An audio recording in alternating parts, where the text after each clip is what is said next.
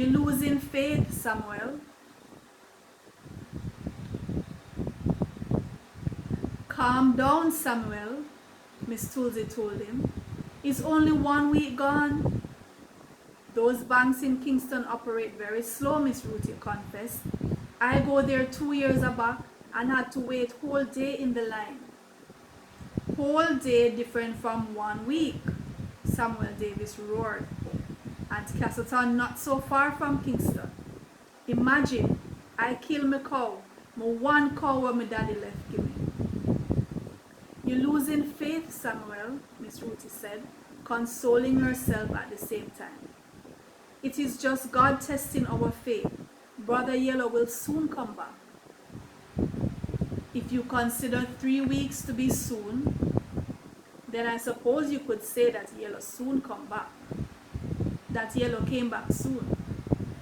Early one morning, I was at the standpipe washing my face when I saw a blue vehicle coming down the road with the word taxi painted across the top of the windshield. Ma and the neighbors saw it too, and they came out onto the pavement and gathered.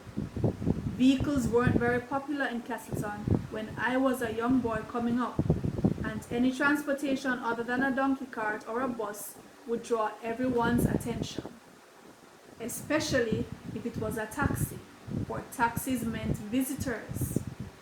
So we went to investigate this blue taxi. Yellow emerged from the rear door. Fortunately, Samuel Davis was not present, for there were many stones around and I'm sure he would have been tempted. You banked the money, Yellow?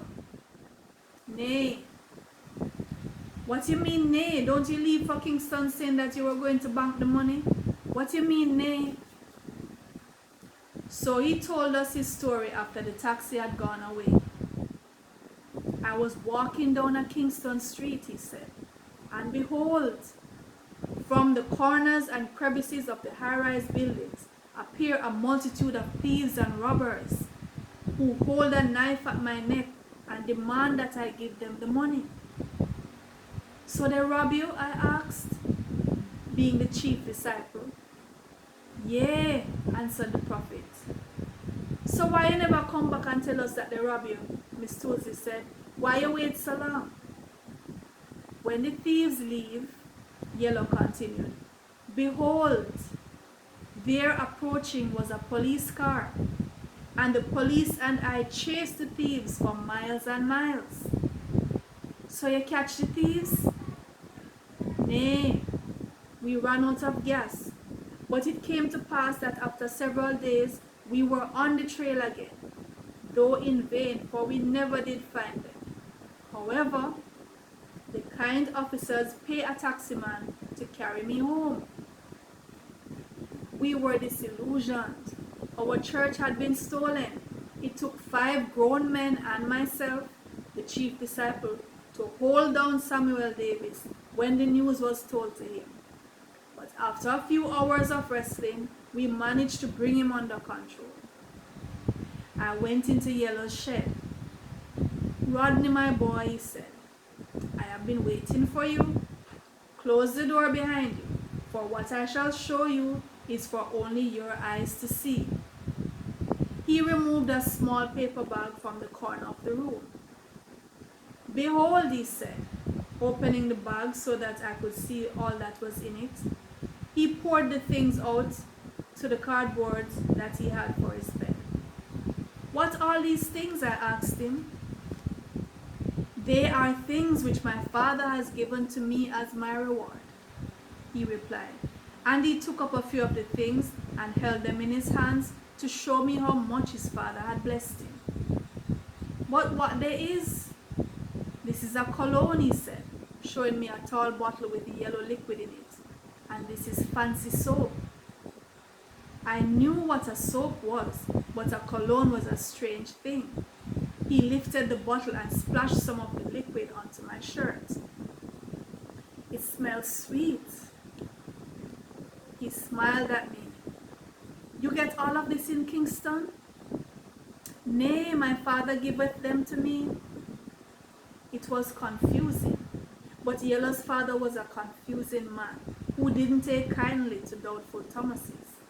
When Easter came and they were having celebrations in the square, I would run over to Yellow's shed and say, "Yellow, put some of your cologne on my shirt." And for the entire night, the girls would swarm around me like bees guarding their honey. And Ma would say, "Is how you smell so sweet? You're rolling couscous grass?" But we weren't the only ones who were being blessed. Pauline was being blessed too. More and more, Yellow inspected her and made sure that she was filled with the Holy Spirit. And soon the virgin was with child, because the virgin had been filled with the Holy Spirit. And I remember thinking how wonderful it was that God had blessed Pauline just like he had blessed Mary. But Ma was like Joseph, she wasn't pleased with the blessing. So I prayed that Gabriel would appear to her and tell her what he had told Joseph. But Gabriel didn't come. Ma looked at Pauline peculiarly, then suspiciously, then with certainty. Then she spoke. "My good God, Pauline, what's wrong with your child?"